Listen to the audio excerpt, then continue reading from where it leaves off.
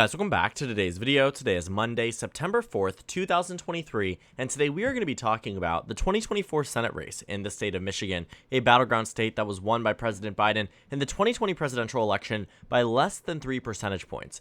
This race will be a very closely watched one as national Democrats and Republicans are in this rush to figure out who's going to be winning on the Republican side for the GOP primary. Now, I started off this video by presenting you this article from the New York Times around Peter Meijer. Now, if you're from the Midwest, I'm sure you know what Meijer is, the supermarket ran by Peter Meijer's family, a Republican who was in the House of Representatives from Michigan until he was primaried in the 2022 House elections. His Republican nominee that ended up primarying him, John Gibbs, went on to lose the race, and it was a seat that flipped to the Democrats, which was a very shining beacon of hope for Democrats in the state of Michigan. But Peter Meijer being pushed out of the GOP primary wasn't necessarily just by Republican voting value. The Democratic Party made a concerted effort to push him out of the primary by backing John Gibbs indirectly. What that meant was essentially the DCCC, the Democratic Congressional Campaign Committee, and many other national Democratic organizations, those both associated with the National Democrats and not, were funding these ads to paint John Gibbs out to be the more conservative candidate.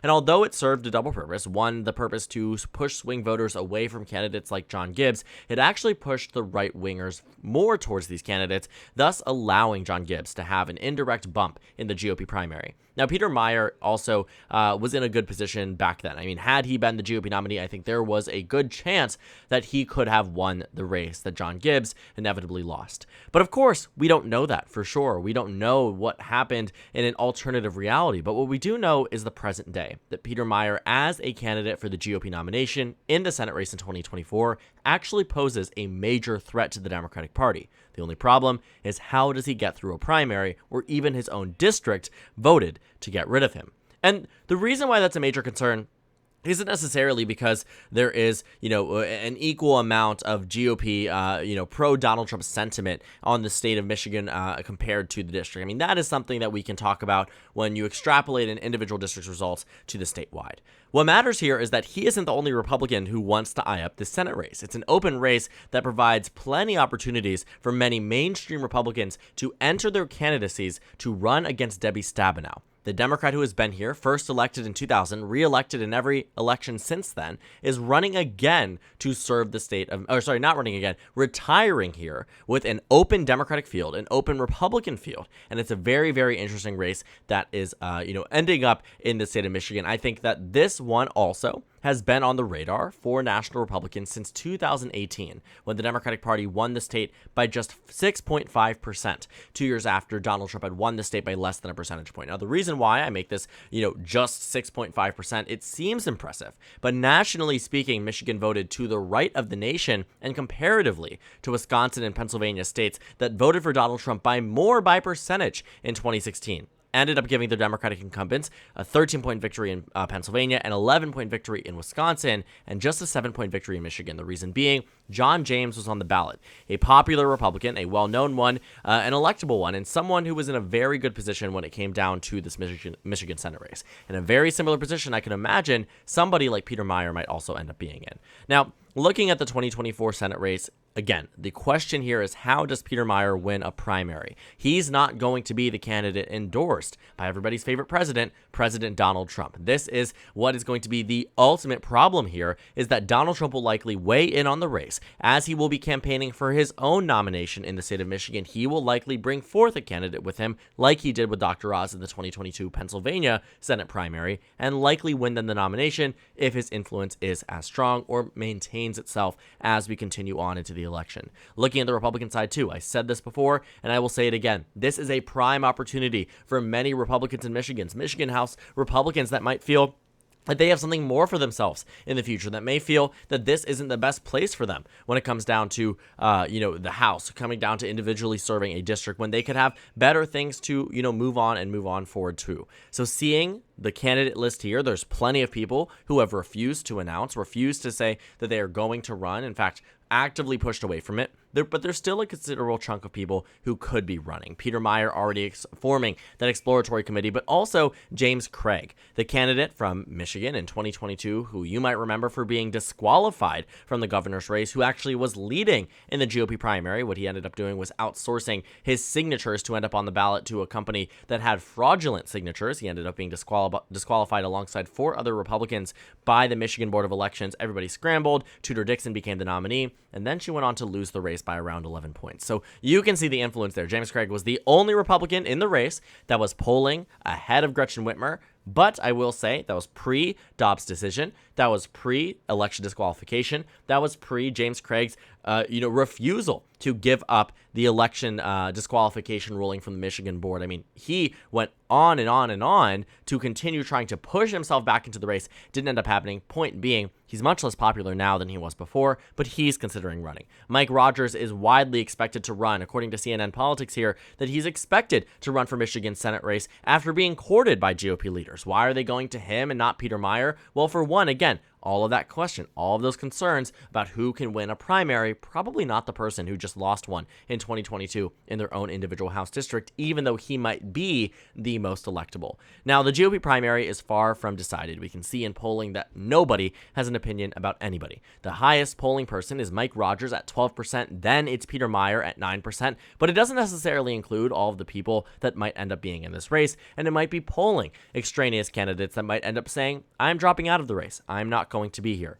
Though I will say I would not take much away from this poll. All it says is that at initial value, Mike Rogers is the most recognized and the most voted for, but barely, not enough to make a difference. I think it will be interesting to see how the race ends up with James Craig. I mean, he's not even considered on this race, and he is saying that he is very much in the race, 99% certain that he will run for Senate. This was an article in early August, so less than a month ago. We can very much expect him to be in the race based on his own comments here. This poll was taken prior to those comments being said, but again, what we find is that there are plenty of Republicans who want to end up in the race, and I can almost guarantee if Donald Trump wants to have an influence on the race in the way he did in the Michigan in Peter Meijer's own district, I mean, we can see that primary was competitive, but it was one that we knew he was going to lose.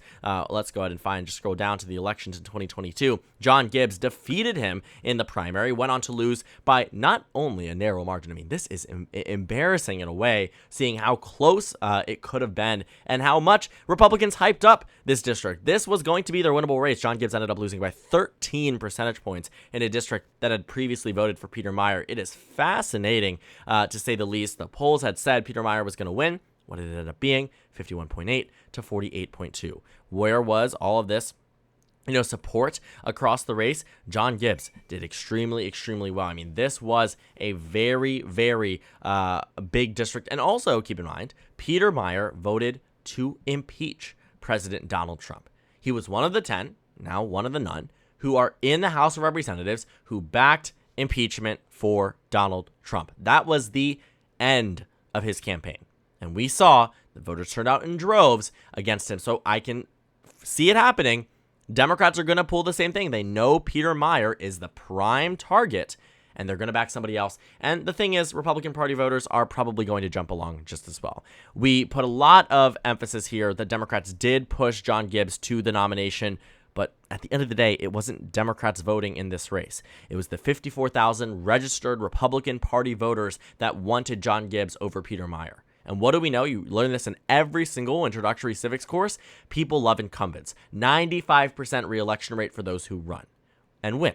And that's the 95% re-election rate for those who run. And you see that this is an anomaly. It is only an anomaly because the voters wanted John Gibbs. Yes, Democrats did platform John Gibbs more so in a way that was clearly electorally advantageous. But at the same time, we have to understand that Republican primary voters were the ones making this decision. They very well could have made this decision on their own. And we will see should it happen. And the problem for Peter Meijer, again, the list goes on about the problems here because he's the candidate I personally believe is the electable one, who I could genuinely see giving the Democratic Party a run for their money in an election year as close as 2020. Peter Meijer could have defeated somebody like Gary Peters. Had he not been John James, maybe it could have been Peter Meijer, right? That's also something to talk about in the future. But For the immediate, he's not the incumbent. The list goes on as to why I do not imagine that Peter Meijer will have as much of an electoral advantage in this race than in the one he even lost. So that's all up for consideration. I think Michigan in itself is absolutely a swing state. I think any type of rhetoric outside of that isn't being genuine in terms of, what we see here. Yes, it was overwhelmingly Democratic in 2022, but think about the perfect storm that happened here all across the United States. Dobbs, election disqualification, Trump endorsement for Tudor Dixon, Gretchen Whitmer running alongside an abortion referendum in the state of Michigan. I mean, everything was perfect and conducive to Democratic victories up across the state. But at the same time, can that be replicated in 2024? Chances are, possibly, right? There are a lot of moving factors here with Donald Trump's multiple indictments, with failing GOP Senate nominees, as we might see again in 2024 if Peter Meijer loses the nomination to somebody like James Craig, who has already been kicked off the ballot and has fallen out of favor with, mainstream Republicans here. The point is, too, and I've been saying this a lot, I'm going to stop saying it, I promise you, but I think there is a very strong possibility a perfect storm populates again, but there's also a chance that it doesn't. And I think should there be a Peter Meijer, Lisa Slotkin, or whatever it might be, whoever the Democrat is, Hill Harper, etc., right? Should that happen, Democrats could end up losing this Senate race. It will take a lot for the GOP. This is not a slam dunk. This is far from being a secure seat for the national Republicans. But it could be. It could be. And we're saying this now. But in a year from now, let's say we're heading in steamrolling straight into the November elections and Peter Meijer is not the nominee, I will tell you then there is still a chance that Republicans do end up winning, but it will probably end up being a Democratic victory because by one, Michigan traditionally is a Democratic state. The Democrats have a very, very, very, very hefty bench, not only for this race, but for all future ones. I mean, just look at the amount here, people who could be running, people who are running. And that is a good sign for Democrats. Now, Lisa Slotkin, I will caution this and say that she might end up being a Kyrsten Sinema type of Democrat. And I think some Democrats are worried about that. So we're not certain that she will win the nomination. There might be some, big heavy hitters in the Democratic primary that might, put their foot on the scale and try to benefit Hill Harper. It could happen, might happen. I don't think it will based off of the current lead that she has right now and the fundraising advantage and the endorsements that she's going to pull in and is pulling in as a member of the House right now. All to say, the Democratic primary is up in air, but I think they are at surface level, face value, in a much better position than the GOP. And I think, as was the case in 2022, and it specifically was the case, I mean, this is a very fascinating study to look at, I guess if we wanted to take it that way, that Peter Meijer was one of the direct, beautiful examples of that point that was made in 2022. That is the reason why he lost the nomination. The reason why Democrats pushed him to lose the nomination is that the most electable candidates are not the most electable in the GOP primary. It's the same case on the national, numbers. We know from standard political convention that Donald Trump is not the strongest GOP possible nominee. He could win the presidential, not doubting that, but I don't think he's the strongest. Nikki Haley, Ron DeSantis serve to be more electable figures, I think, period, right? Nikki Haley, I think, could be winning nationally if she was the GOP nominee, but it's that type of more moderate, centrist tone, as you saw her take if you watched the GOP debate, that doesn't win you the primary. Peter Meijer's impeachment vote will be to his detriment and will likely end his political career. There is a Meijer nearly as often as you see a Target or Walmart in other parts of the country. This is a household name. This is a well-recognized political figure. He didn't lose because John Gibbs was some major celebrity who came in out of nowhere. John Gibbs came in out of anger because of Peter Meijer's vote to impeach President Donald Trump. In the same way, we will likely see voters turn out in anger against him in the GOP nomination in 2024, even if he is the most electable. Electability, I think, is a question of the past. I don't think it matters as much to the mainstream GOP as it once did. Otherwise, again, Donald Trump would not be the leading GOP contender. But as was the case in 2022, prime, chef kiss, perfect example here of how electability did not come into play to the extent that it should have and what the repercussions were for national Republicans. Because it wasn't just John Gibbs. There were plenty upon plenty of races that we can see here. Blake Masters in Arizona, Dr. Oz in Pennsylvania, Herschel Walker in Georgia. In the governor's race, Carrie Lake in Arizona, Derek Schmidt in Kansas, Tudor Dixon in Michigan, right? All of these people were in many cases, least electable Republicans in the general, but the most electable for the primary. And it's a problem that will continue to populate for as long as there are swing states with Donald Trump-style candidates, and they will be the ones who will end up being renominated should there not be a major shift in the Republican Party's culture. And in a good thing for Democrats, a bad thing for Republicans, it looks like it's keeping itself through the 2024 election at least. So thank you guys so much for watching this video. Make sure to comment down suggestions below. Subscribe on the left if you haven't already, and check out the Instagram and Twitter. At the bottom left of the screen, there's also a Discord server for you to go ahead and join. On the screen, there's a video you can watch, and then a playlist for my 2024 Senate election analysis videos. Again, thank you guys so much for watching, and I will see you all tomorrow.